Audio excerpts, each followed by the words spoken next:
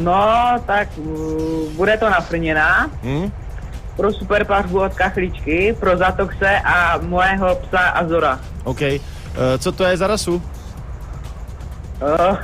Německý ovčák. Německý ovčák. Hele, to jsou prý docela mazlici. Jo, to je pravda. Jo. Je teda pravda, to jsem teďka někdy četl takovou statistiku, že nejvíc lidí, člověče, pokoušou jezevčíci a právě, jestli si správně vzpomínám, tak německý ovčák, tak to je úplně v podstatě nejbezpečnější pes. Jo. Jo? Já už kousek, ale skoro každý den. A cože?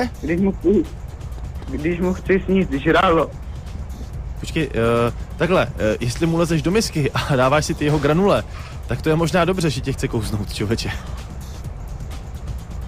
No. Hele, už si třeba ty kdy měl jako normální večeř, jako guláš, nebo jíš jako jenom granule Azorovi? To je taky mi to Jenom granule. Já nemůžu. Hele, člověče Jirko, jsi veselá kopa, tak pozdravuj Azora, dejte si společně nějakou tu granuli nebo konzervu a zase někdy čau. Jo, ahoj. Ahoj, čau. Čau. Tak jestli vy stejně jako Jirka večeříte něco možná, že i lepšího, tak klidně diktujte muziku. U jídla se přece krásně poslouchá. 257 400 888 Evropa 2. Tak už to o ní teď víš, no to se o ní teď říká.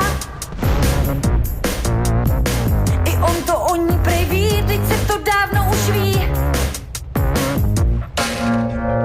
I tamhle to ví, no tak to bejt tak musí.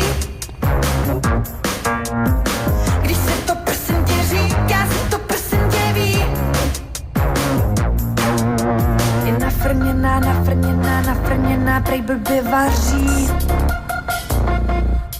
Je nafrněná, až moc se jí daří.